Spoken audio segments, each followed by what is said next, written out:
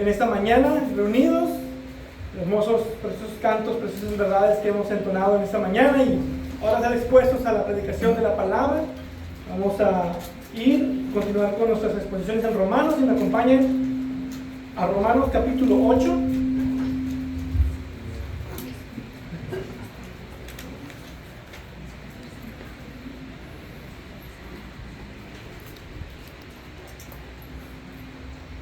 Hoy estaremos viendo una porción del versículo 15 al 17. Romanos capítulo 8.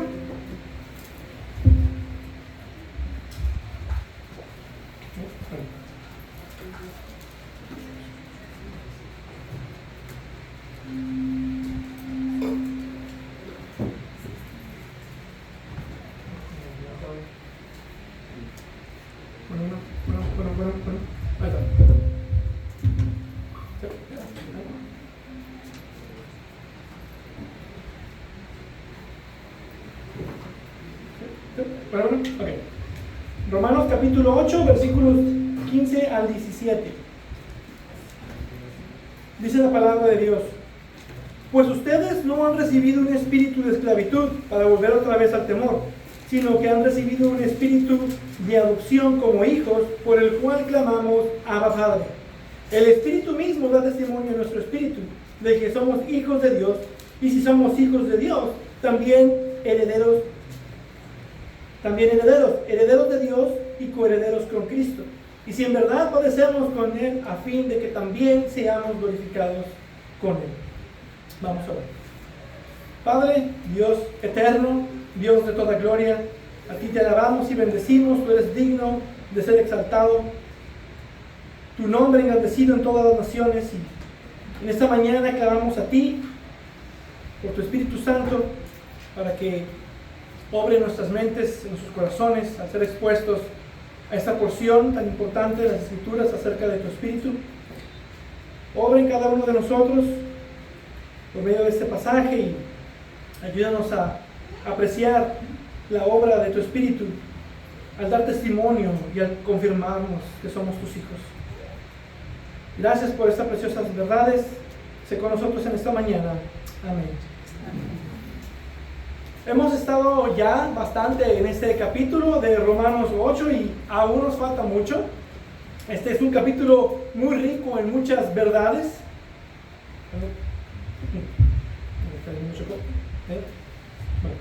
Este es un capítulo que es muy rico, tiene muchas verdades que podemos estar viendo, y anteriormente hemos observado una verdad acerca de los hijos de Dios.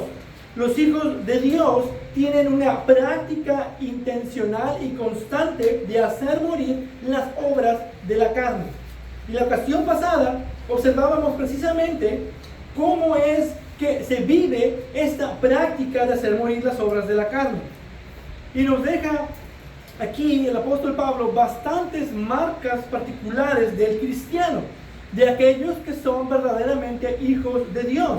El versículo 14 dice: porque todos los que son guiados por el Espíritu de Dios, los tales son hijos de Dios. Y aquí entra la idea que ahora en Cristo tenemos al Espíritu Santo y somos hechos hijos de Dios. Y esto va en contra de lo que muchas religiones enseñan y muchas filosofías del mundo, de que todo el mundo es hijo de Dios. Y no es cierto. Ese pensamiento ecuménico de que la religión es la misma, de que Dios es el mismo, y de que todos de alguna manera somos hijos de Dios. Pero Pablo describe las marcas de un verdadero hijo de Dios. Los hijos de Dios son aquellos que han sido justificados solo por la fe. Los hijos de Dios son los que están escondidos en Cristo. Los hijos de Dios son los que andan conforme al Espíritu. Los hijos de Dios son los que tienen al Espíritu y son guiados por Él. Los hijos de Dios son los que hacen morir las obras de la carne. Los hijos de Dios son los que han recibido un espíritu de adopción. Eso es lo que distingue a los hijos de Dios. Y aquí Pablo nos introduce a otra parte de la obra del Espíritu Santo en la vida del cristiano. y el ministerio de ser para nosotros un espíritu de adopción, que nos da testimonio de que realmente nosotros somos hijos de Dios y por el cual podemos clamar Abba, Padre. Y eso es lo que nos enseña toda la Escritura, que los verdaderos creyentes son los hijos de Dios por una adopción. Éramos hijos de alguien más y Dios nos ha tomado en su familia como sus hijos. Y en las Escrituras tenemos este concepto de adopción como un cambio de estado, de posición legal de un esclavo a un hijo. Y que sucede en el momento en el que somos unidos a Cristo. Entonces no solo somos justificados por la fe en Cristo, también somos santificados por su Espíritu y además somos adoptados a la familia de Dios por el Padre. Si se dieron cuenta, ahí está obrando el Dios Trino. Justificados por la justicia de Cristo, santificados por el poder del Espíritu Santo y adoptados por el amor del Padre. Y somos hechos miembros de la familia de Dios y por lo tanto hermanos de Jesucristo. Y eso incluye todos los privilegios de esta nueva relación y posición que tenemos en Cristo. Y más particularmente pensando en el contexto del pasaje acerca de la certeza de la salvación que tenemos como creyentes. Aquí Pablo habla de la certeza que tenemos de esa adopción, que es producida en nuestro corazón por el Espíritu Santo. Y aquí Pablo lidia con una parte experimental del cristianismo. Es algo que se siente. Así como la paz que tenemos para con Dios en Cristo Jesús, como resultado de la justificación, es algo que se siente, es algo que el cristiano experimenta. El cristianismo no es una religión vacía. Es una religión también experimental. Se experimentan las verdades bíblicas. Emociones que se deben sentir o que se deben experimentar por la realidad de esas verdades bíblicas. Y una de ellas es el Espíritu confirmándonos que somos hijos de Dios. Y algo que debe quedar claro es que cuando sientas esas emociones y sientas al Espíritu hablar, no necesariamente son señales de una verdadera religión. Puede ser tú mismo hablándote y engañándote. No son señales definitivas, sin embargo, el cristiano debe aún así experimentarlas. Y por nada debemos minimizar esas experiencias emocionales. Algunos son, por ejemplo, el temor de Jehová, la esperanza, el gozo del Espíritu Santo. Todos estos son afectos o emociones que el cristiano debe sentir y que deben sentirse por una sana doctrina para producir una vida piadosa. Y de eso se trata este pasaje, los sentimientos internos del alma. Primero, para entrar al pasaje, veamos el contraste que nos deja el apóstol Pablo aquí, versículo 15. Pues ustedes no han recibido un espíritu de esclavitud para volver otra vez al temor. Ahora, tenemos que entender rápidamente a qué se refiere con espíritu y por qué está con letras minúsculas en esta versión, en las ambas partes. Esto es de debate entre muchos creyentes y hay varias formas de ver este pasaje y de interpretarlo. Algunos lo interpretan que esta no es una referencia al Espíritu Santo, sino más bien como una disposición o una mentalidad.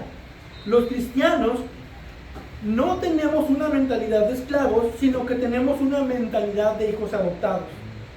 Es lo que creen. Y a veces en las Escrituras así se puede entender. Hay otros que sugieren que solo el primero se refiere en cuanto dice espíritu, con E mayúscula, se refiere al Espíritu Santo. Esa referencia al Espíritu Santo, pero que el segundo es en referencia, la primera no es referencia al Espíritu Santo, pero el segundo sí es referencia al Espíritu Santo. Cuando habla de espíritu de esclavitud, no es en referencia al espíritu, sino a una mentalidad, y luego cuando dice el espíritu de adopción, esa sí es referencia al Espíritu Santo. Y esto se puede apoyar con un pasaje paralelo en Gálatas 4, del 4 al 6, que dice: cuando vino la plenitud del tiempo, Dios envió a su Hijo, nacido de mujer, nacido bajo la ley, a fin de que redimiera a los que estaban bajo la ley, para que recibiéramos la adopción de hijos. Y porque ustedes son hijos, Dios ha enviado el Espíritu de su Hijo a nuestros corazones, clamando, Abba, Padre.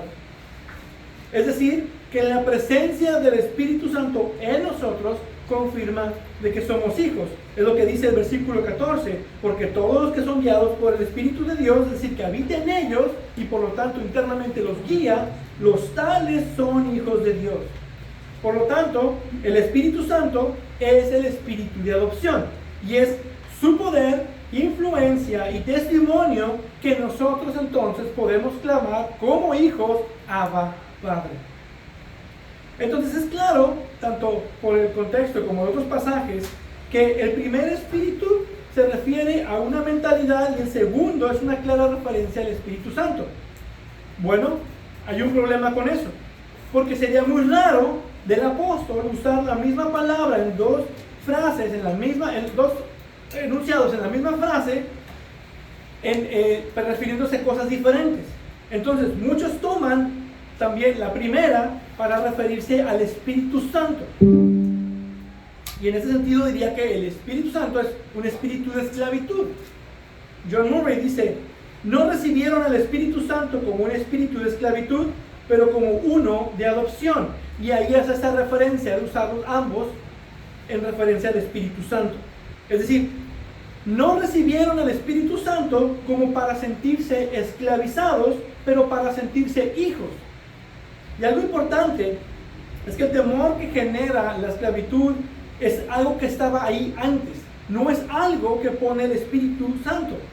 Entendiendo esto, entonces podemos ver que tiene más sentido, y creo es la interpretación más correcta, decir que ambas ocasiones aquí que se refiere al Espíritu, está hablando del Espíritu Santo. Podemos ver que si usamos Espíritu, que está con minúsculas ahí, esté en referencia al Espíritu Santo y debería ser escrita con mayúscula, queda mejor entendida en el contexto. Ahora, hay todavía quienes toman una postura parecida a esta y van más allá de lo que realmente es. Y dicen que esto se refiere a la obra del Espíritu Santo que nos hace esclavos del temor de una manera particular. Y suena un poco raro. Y la razón es porque todo el contexto, dicen, se refiere al Espíritu Santo. Y como decimos que esta primera vez es en referencia al Espíritu Santo, por lo tanto, entonces, esta es una obra del Espíritu Santo. Sin embargo, no es lo que está diciendo.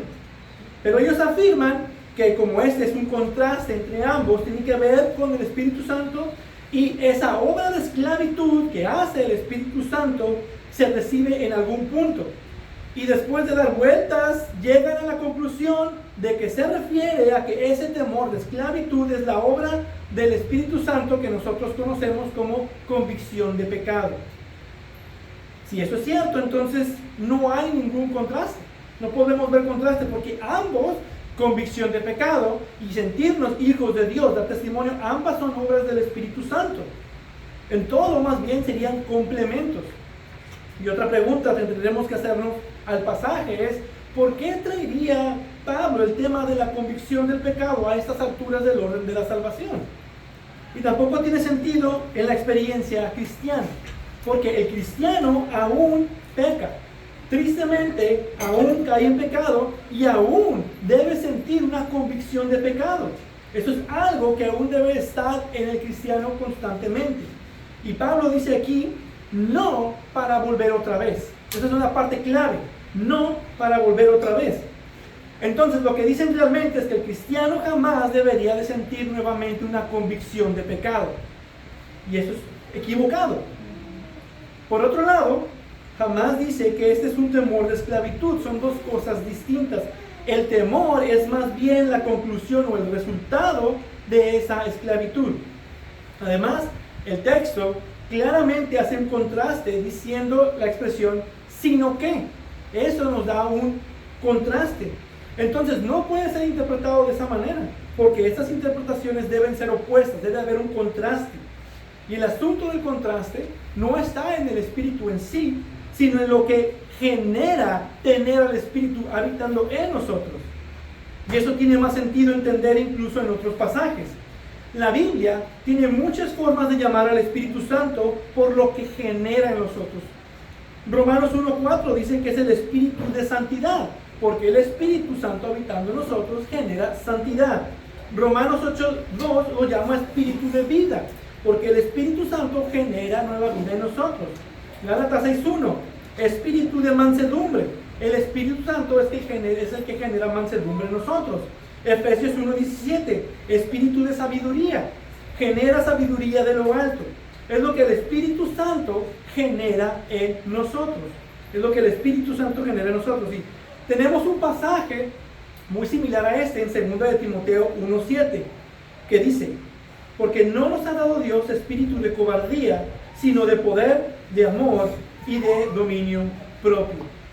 Cuando habita el Espíritu Santo en nosotros, no tenemos un espíritu de cobardía, sino, y tampoco tenemos un espíritu de esclavitud.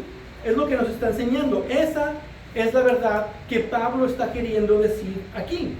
El Espíritu Santo no genera ni cobardía ni esclavitud en nosotros, sino que al contrario genera audacia, genera libertad. Pablo dice esto: no recibieron el Espíritu Santo para volver a la esclavitud del pecado y el temor de la condenación que genera ese pecado. Eso es lo que está diciendo al referirse al Espíritu Santo como el espíritu de esclavitud en una forma negativa. No recibieron el Espíritu Santo para volver a la esclavitud del pecado y el temor de condenación que genera ese pecado, sino que ahora más bien han recibido al Espíritu Santo como sello de la adopción, como hijos de Dios perpetuamente y para siempre. Y eso tiene mejor sentido en todo el pasaje que cualquier otra interpretación, porque todo el pasaje de hecho se ha estado viendo un contraste entre la carne, es decir, el estado anterior del creyente, y el espíritu, que es el nuevo estado del creyente. Y así es como se debe de interpretar este contraste también. Entonces el espíritu que hemos recibido no es para andar como antes andábamos conforme a la carne, ni en esclavitud ni en temor. Es decir, la esclavitud del pecado de antes que teníamos de estar en Cristo y el temor que eso generaba de condenación sin el espíritu. Esto es lo que el autor de Hebreos quiere decir en Hebreos 2:14-15. Así que, por cuanto los hijos participaban de carne y sangre, también Jesús participó de lo mismo para anular mediante la muerte el poder de aquel que tenía el poder de la muerte, es decir, el diablo. Y observen lo que dice: y librar a los que por el temor a la muerte estaban sujetos a esclavitud durante toda la vida. Está usando los mismos términos de la vida que teníamos antes de Cristo. Cristo vino a librarnos del temor de la muerte y de la esclavitud del pecado. Y ahora, en Cristo, tenemos a su Espíritu para ya no volver a lo que éramos antes y para ya no andar conforme a la carne. Es decir, si tú tienes al Espíritu Santo habitando en ti, no puedes vivir como si no lo tuvieras, porque ya fuiste libertado. Y cuanto más cuando el mismo Espíritu da testimonio de que realmente eres hijo de Dios. Entonces, para concluir este contraste, ambos casos son una referencia al Espíritu Santo. La primera es una negación de lo que genera el Espíritu y la otra es una afirmación de lo que genera. Por un lado, el Espíritu no produce en nosotros temor de condenación, sino más bien produce en nosotros gozo de salvación. En otras palabras, el creyente no tiene por qué experimentar un temor de condenación. ¿Por qué? Porque no hay condenación para los que están en Cristo Jesús. Y esa es la idea de todo el pasaje, la certeza de salvación del creyente. Ahora veamos este contraste desde una perspectiva práctica. El Espíritu Santo, habitando en ti, no hace que te sientas un esclavo, sino que te sientas como un hijo. Esa es la verdad. Un esclavo, por un lado, obedece porque tiene que hacerlo. Pero un hijo obedece por amor. Hay un gozo en la obediencia que cuando eres esclavo solo hay un pesar. Entonces, si estás en el Espíritu, no sentirás un pesar por obedecer los mandamientos de Dios, sino que lo obedecerás con grande gozo y ánimo. Esa es una diferencia. Otra es que un esclavo se siente bajo amenaza de castigo, pero para un hijo la disciplina no es una retribución, sino una instrucción amorosa.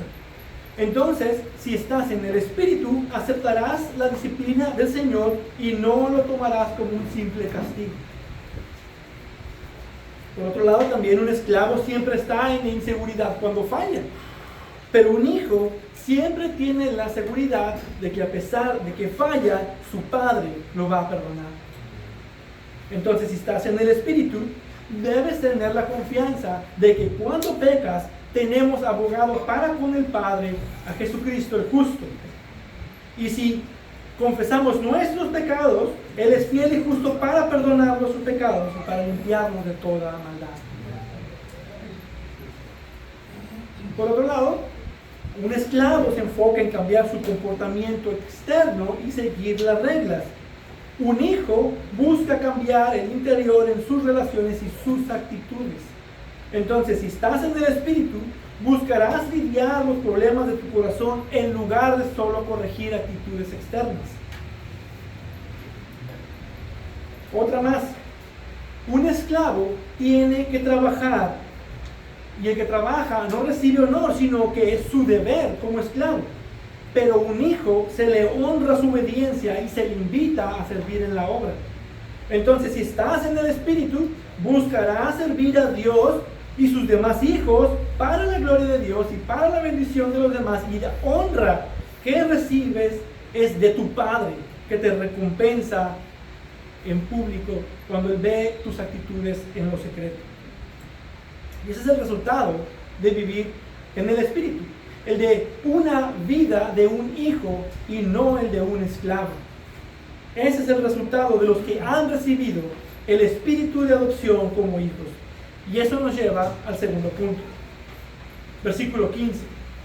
Sino que han recibido un espíritu de adopción como hijos, por el cual clamamos, Abba, Padre.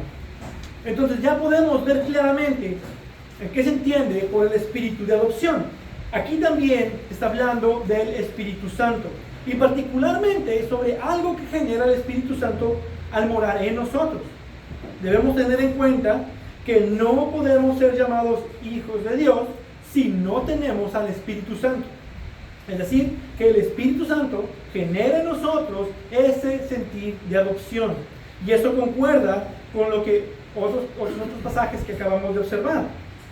Dice espíritu de adopción. Significa que el Espíritu Santo genera la adopción en nosotros como hijos.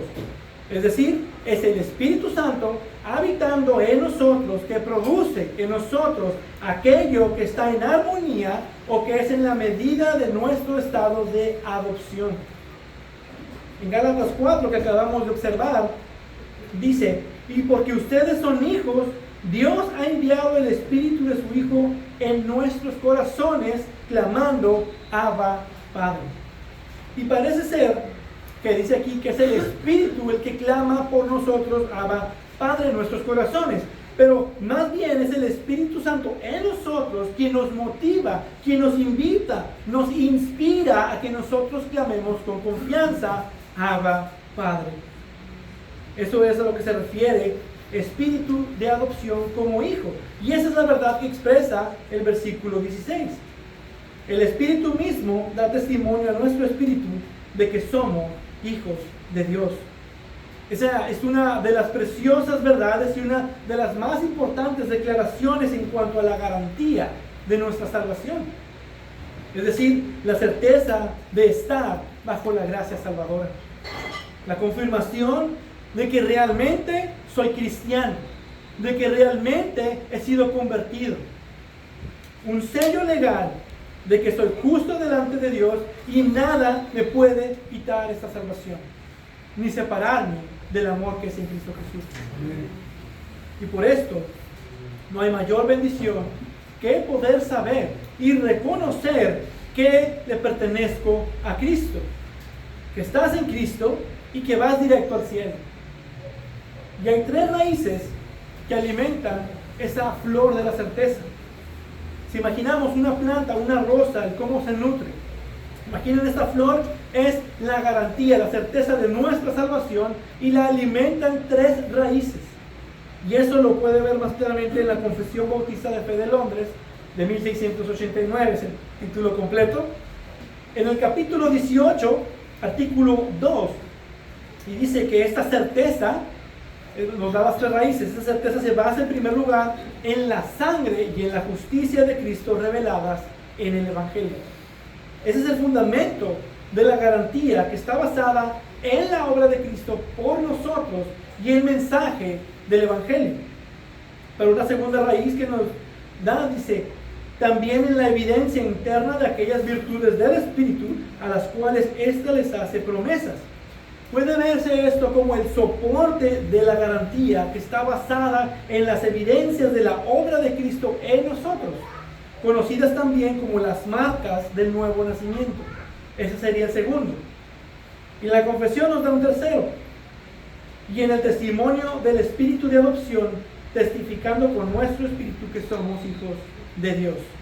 Ahí están las tres fuentes de nuestra certeza. Y esta tercera fuente o raíz de nuestra certeza es precisamente el versículo 16. El Espíritu mismo da testimonio a nuestro espíritu de que somos hijos de Dios. Aquí debemos ver cómo Pablo expresa el Espíritu mismo. Expresa el Espíritu mismo, hablando de la persona del Espíritu. Esto nos evita caer en el error de que este testimonio son las evidencias de la salvación o los frutos del Espíritu. No son las evidencias externas, es el Espíritu mismo quien lo hace. Esto no es solo la obra de adopción o de salvación del Espíritu Santo, sino más bien la obra de hacernos conscientes a la realidad de que somos salvos. El Espíritu nos hace saber, nos dice y nos hace conscientes de que somos hijos de Dios. Es importante ver, y es un extremo muy peligroso, que esto no es algo que el Espíritu habla directamente en secreto al creyente. No es un susurro interno o una voz interna que te dice algo. No es una revelación extrabíblica del Espíritu, como si te pusiera algún tipo de pensamiento en tu mente que te revele que tú eres hijo de Dios. Ese tipo de pensamientos son peligrosos. Jonathan Edwards dice: muchos males han surgido de la falsa y elusiva noción del testimonio del Espíritu. Es decir, una voz interior, una sugerencia o una declaración de Dios a un hombre que es amado, perdonado, elegido o algo similar. Es de temer que multitud de almas hayan sido eternamente arruinadas por ello. Esto es un gran peligro en el cual no debemos caer. Entonces, esto no puede ser una revelación directa o extra bíblica del Espíritu, algo fuera de la palabra de Dios, y más peligroso porque esto lleva a una autopercepción falsa. Por eso hay tanto falso convertido en las iglesias en estos días. Gente que se cree cristiana solo porque tuvieron una experiencia emocional o porque sintieron que Dios les habló, ya sea por alguna impresión o alguna voz interior que sintieron que escuchar. Y el problema es que creen esto sin mostrar alguna evidencia de haber comprendido siquiera el mensaje del Evangelio o de haber presentado evidencias externas de la gracia obrando en sus vidas. Cuando le preguntas a alguien, ¿por qué crees que eres salvo? Bueno, porque yo sé en mi corazón que soy cristiano. Y la Escritura dice que el que confía en su propio corazón es un necio. Entonces, para ellos, su certeza y su garantía de salvación está en sus propias experiencias. Y como acabamos de ver, la fuente de nuestra certeza no está en nosotros, sino en las tres raíces que observamos. Entonces, si ese testimonio no es una voz interior, no es una revelación especial, la pregunta es, entonces, ¿qué es? ¿Qué es este testimonio que da el Espíritu Santo a nuestro espíritu? Bueno, este testimonio a nuestro espíritu es una obra del Espíritu Santo, la cual nos habilita de una forma clara y convincente para discernir en las Escrituras las evidencias de su presencia en nuestro corazón. Déjenme repetirlo.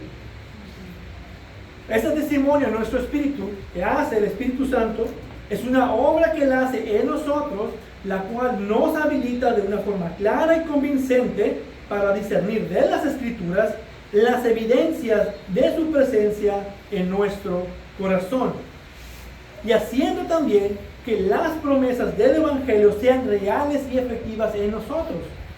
Ese testimonio del Espíritu es lo que produce esa certeza en mi corazón. Él es quien aplica las promesas a mi corazón.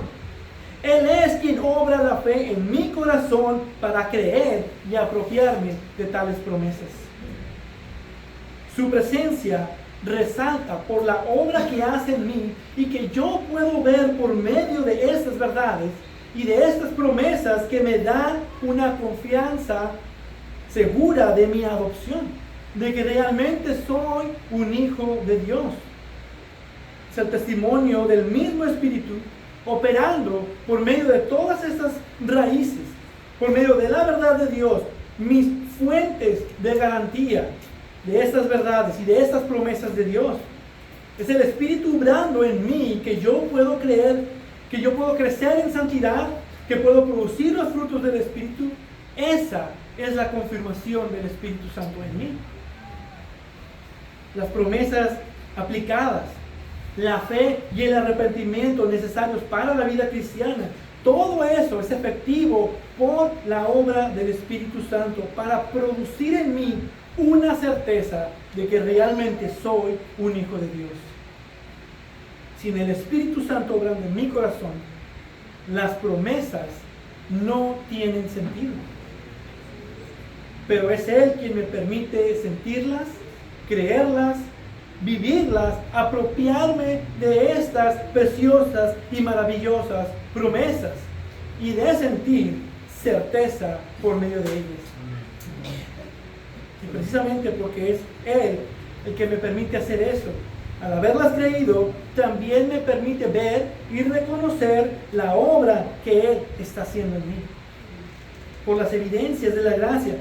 Y todo eso me hace saber a mí que yo soy un hijo de Dios. Me da una confianza de poder decir, soy hijo de Dios.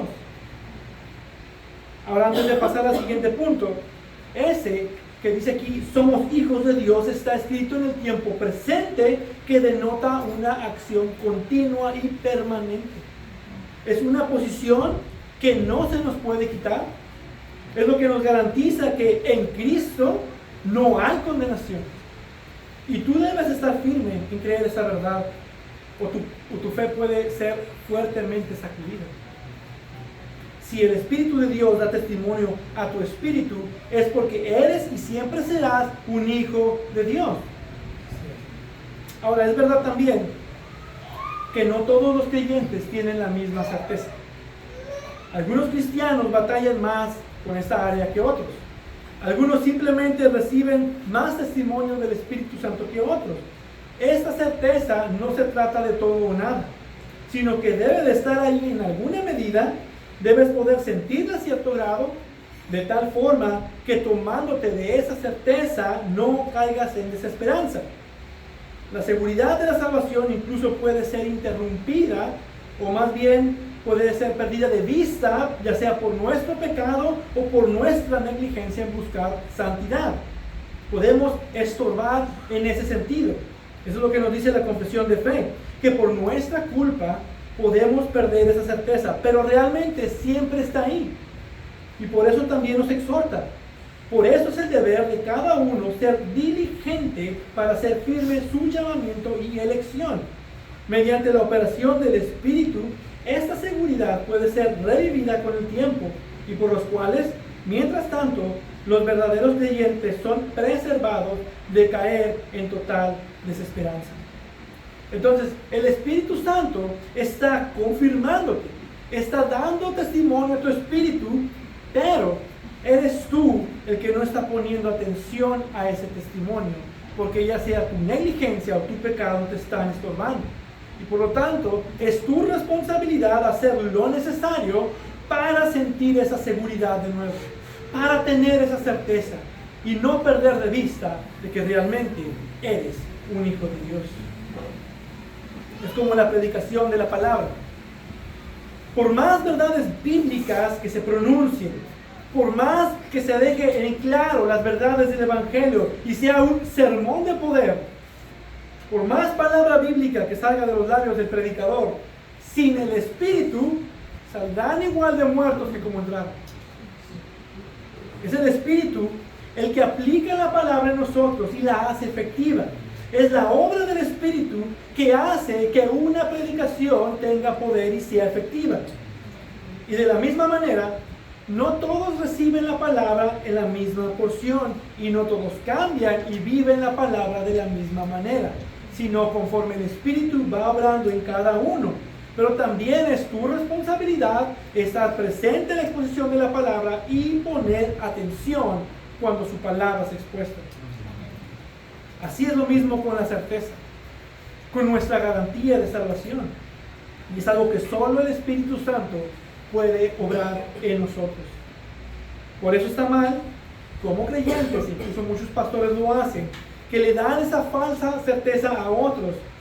No debes tú de darles las esperanzas a los cristianos, de decir, sí, eres un hijo de Dios. Eso lo hace el Espíritu Santo.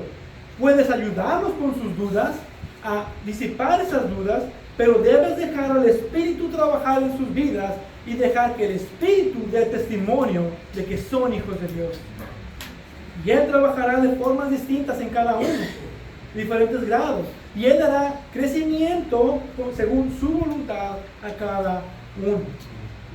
Pero lo que sí debes tener en cuenta en la duda es que debe de haber en algún grado esa certeza de salvación por el testimonio del Espíritu Santo.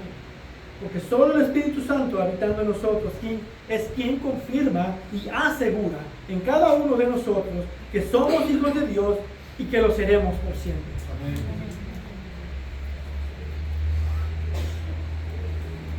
Y bueno, entramos al último punto, versículo 17. Nos dice, y si somos hijos, somos también herederos, herederos de Dios y coherederos con Cristo, si en verdad padecemos con Él, a fin de que también seamos glorificados con Él. Somos adoptados por Dios. Dios nos toma como miembros de su familia. Dios es ahora nuestro Padre. Y por lo tanto, Cristo es hecho nuestro hermano mayor. Y esa adopción es que ahora nosotros somos colocados, como lo pone Ibis Carballosa, como un hijo adulto en una nueva relación familiar, con todos los derechos, privilegios y responsabilidades que dicha relación implica. Es la realidad de que el Espíritu Santo nos da testimonio. Somos hijos de Dios. Y viene la cláusula. Y si somos hijos de Dios, dice, y si eso es verdad en ti, porque si tú no eres un hijo de Dios, no tienes evidencias, el Espíritu Santo no habita en ti, no tienes su testimonio, tú no tienes a Dios por Padre y por lo tanto tampoco tienes las promesas ni nada de lo que sigue aplica para ti. Dice, si tú tienes al Espíritu Santo, tienes que ser un hijo de Dios. Y si eres hijo de Dios, escucha la maravillosa verdad que dice, somos también herederos. Y aquí hay dos verdades. En primer lugar, está la maravillosa verdad de los privilegios de ser hijos de Dios. Como hijos de Dios por gracia en Cristo, dice, somos también herederos. La idea de herederos es que nuestro Padre nos tiene una gran herencia que nos pertenece y que espera todo cristiano. Esta palabra es usada mucho incluso en el Antiguo Testamento, esto de la herencia. Esa es la gran verdad al final. La verdad final del Evangelio es esta. Para obtener una herencia incorruptible, inmaculada y que no se marchitará, reservada en los cielos para ustedes. 1 de Pedro 1:4. Los que han sido llamados reciban la promesa de la herencia eterna. Hebreos 9:15. Sabiendo que del Señor recibirán la recompensa de la herencia. Colosenses 3:24. También en Él hemos obtenido herencia, habiendo sido predestinados según el propósito de aquel que obra todas las cosas conforme al consejo de su voluntad. Efesios 1:11. De hecho, Efesios 1, versículos del 13 al 14, Pablo hace esa misma conexión entre el Espíritu Santo en nosotros y la herencia prometida. Dice, y habiendo creído, fueron sellados en Él con el Espíritu de la promesa, que nos es dado como garantía de nuestra herencia, con miras a la redención de la posesión adquirida de Dios para la alabanza de su gloria. Este es el gran privilegio del cristiano, una grandiosa herencia de nuestro Padre Celestial. Y algo que debemos de ver es que una herencia es una bendición. No es algo que tú te has ganado, algo que te mereces de alguna manera o incluso hayas pagado por ella. Es tuya simplemente por ser hijo de Dios. Y Él es hijo de Dios por gracia a través de la obra de Cristo. Así de simple, esta herencia te pertenece en virtud a tu nueva relación posicional, es decir, como hijos con aquel que tiene la herencia. Y luego Pablo recalca esta verdad tangentemente. Dice, ¿quién es nuestro Padre y de quién recibimos esa herencia? Dice que somos herederos y dice que somos herederos de Dios. Él es quien nos dará esa herencia. Y esto habla de esta herencia, es tanto santa, buena, justa, perfecta, y será fielmente entregada a nosotros. No somos herederos de los hombres que mienten.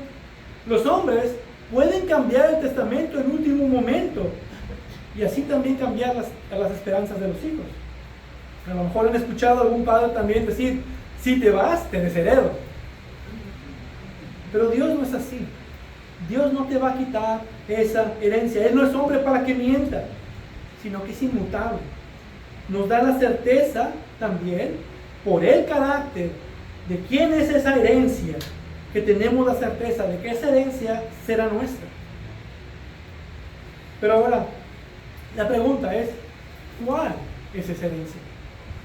Esa herencia será una gloria de conocimiento perfecto de Dios y de perfecta comunión con Dios, de tal forma que caminaremos con Dios. Jesús dijo que la esencia de la vida eterna es de conocer a Dios en el sentido de vivir en una relación especial con Dios. Y aunque ahora podemos conocerle y tener comunión con Él, aún no es perfecta. Pablo dijo en 1 de Corintios 13:12, porque ahora vemos por un espejo, veladamente, pero entonces veremos cara a cara. Ahora conozco en parte, pero entonces conoceré plenamente como he sido conocido. Cuando vemos, entonces, en las Escrituras, de la preciosa herencia que tenemos de Dios, podemos ver que esa herencia es Dios. Tener una relación con Él.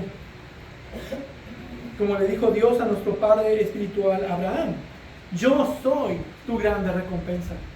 En Génesis 15:1. Y si llegan a ver el pasaje en las versiones en español, van a ver algo distinto esa traducción. El hebreo literalmente dice, yo soy tu escudo y tu gran recompensa excedente. Dios es la gran recompensa excedente. Él es nuestra grande y preciosa herencia.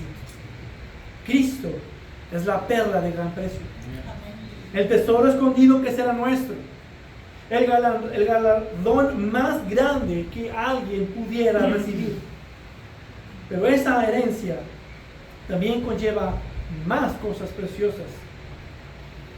Tenemos la preciosa comunión con nuestro Dios, pero también se nos promete que no habrá más tristeza, ni dolor, ni llanto. En su lugar habrá paz, amor, gozo y satisfacción perfectos y eternos. Y eso además incluye la posesión de los nuevos cielos y de la nueva tierra. La nueva creación será nuestra y reinaremos con Cristo por siempre. Pablo lo dice así en 1 Corintios 3, 21 al 23. Porque todo es de ustedes, todo es suyo y ustedes de Cristo. Ni la persona más rica del mundo, con todos sus trillones, puede decir que el mundo le pertenece. Y si tú eres hijo de Dios, tú sí puedes decir eso. Este mundo es tu herencia. Aún el cristiano más pobre sobre la faz de la tierra puede decir: todo el mundo es mío. Esto, todo lo que vemos, es mi herencia. Cuando veas las montañas que tanto te gustan, verdes después de la lluvia, verdes y hermosas, cuando vayas a la playa más hermosa y esté el atardecer más precioso en el momento, cuando vayas al lugar más impresionante de la tierra o bajo la belleza de una noche estrellada, puedes decir con toda confianza: todo esto es de mi Padre Celestial y un día me pertenecerá a mí. Es la promesa que tenemos en Abraham por la fe. Dice, porque la promesa a Abraham o a su descendencia de que él sería heredero del mundo no fue hecha por medio de la ley, sino por medio de la justicia de la fe. Romanos 4:13. Y nos dice aquí también: coherederos con Cristo. Es la certeza que tenemos de la herencia por estar unidos a Cristo. Hebreos 1:2 nos dice que Dios ha constituido a su Hijo heredero de todas las cosas, por medio de quien hizo también el universo. Y porque todo es de Cristo, si estamos en Cristo, nosotros somos coherederos con Él. Es por estar unidos a Él que todo lo que Cristo ha ganado y asegurado se vuelve nuestro. Qué gran y maravillosa herencia se nos es otorgada en Cristo al ser hechos hijos de Dios. Amén. Pudiera continuar más y más sobre esta preciosa verdad, muy hermoso, podemos profundizar más, pero necesitamos avanzar. En segundo lugar, tenemos un camino difícil que recorrer. Vemos una segunda cláusula aquí. Todo el mundo es nuestro, dice, si en verdad padecemos con Él. Y vamos a ver rápidamente esto. En la próxima ocasión profundizaremos en estos sufrimientos de este tiempo presente. Ahora, Pablo introduce una realidad. Todo lo anterior suena muy bonito, pero ¿qué hay de las enfermedades, de las tentaciones, de las pruebas, de la lucha con nuestros enemigos? ¿Qué hay de esos momentos difíciles en la vida? Es una realidad que el cristiano tiene que experimentar los sufrimientos de este tiempo presente y también la muerte en su tiempo. Como cristiano, puedes estar sufriendo a lo mejor la presión del mundo, rechazo, malestar físico, enfermedad. Y Pablo trae esta realidad para que consideremos que no importa qué tan malo sea el camino, qué tantas tristezas se tengan o qué tanto mal venga en la vida, simplemente el comparar todo lo hermoso que acabamos de ver en comparación de esta vida pasajera, que es un humo que se va rápido, no es nada. 80 o 90 años de vida en esta tierra no son nada comparados con la gloria en la eternidad. Amén. Y eso es lo que va a llegar en el siguiente pasaje. Esa es la conclusión que Pablo nos va a decir. Pero comienza esa idea con esto: si en verdad padecemos con Él, a fin de que también seamos glorificados con Él. En este mundo, la realidad es que como cristianos tendremos aflicción. El mundo nos odiará por causa de Cristo. Si el mundo los odia, sepan que me ha odiado a mí antes que ustedes. Como cristianos tenemos que pasar por pruebas, y a veces muy duras, severas. Pruebas difíciles, rechazo, incluso hasta el odio del mundo. Tribulaciones vendrán de vez en cuando. La vida cristiana no es un juego en el parque, es una vida difícil. Pero es necesario que sea así. Primera de Pedro 1, 5 al 6 dice: mediante la fe ustedes son protegidos por el poder de Dios para la salvación que está preparada para ser revelada en el último tiempo, en el cual ustedes se regocijan grandemente, aunque ahora, por un poco de tiempo, si es necesario, sean afligidos con diversas pruebas, para que la prueba de la fe de ustedes, más preciosa que el oro que perece, aunque probado por fuego, sea hallada que resulte en alabanza, gloria y honor en la revelación de Jesucristo. Amén. Entonces hay una razón para tu sufrimiento en esta vida, para todo cristiano. Si en verdad padecemos con Él, a fin de que también seamos glorificados con Él.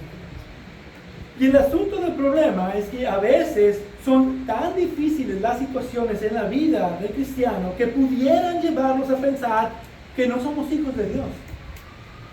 Pero Pablo está comenzando el asunto al cual quiere llegar en este capítulo, que ni lo presente ni lo porvenir nos podrá separar del amor de Dios que es en Cristo Jesús, Señor nuestro. Y la recompensa es la glorificación. Cristo padeció, murió, resucitó y fue glorificado. Así también nosotros debemos seguir ese mismo camino, tomando nuestra cruz diariamente, negándonos a nosotros mismos. Debemos seguir ese mismo sufrimiento que Él llevó. Así que nosotros también debemos padecer, eventualmente morir, ser resucitados para entonces también ser glorificados con Él. El patrón de una experiencia como la de Cristo será el patrón normal en la vida y experiencia de todo cristiano. Es decir, tenemos unión con Cristo en la recompensa que logró, pero también tenemos unión con Cristo en los sufrimientos que Él padeció. Cristo es el camino, no nada más es la puerta. Dijo: yo soy la puerta, yo soy el camino, y también Él es la vida y la resurrección.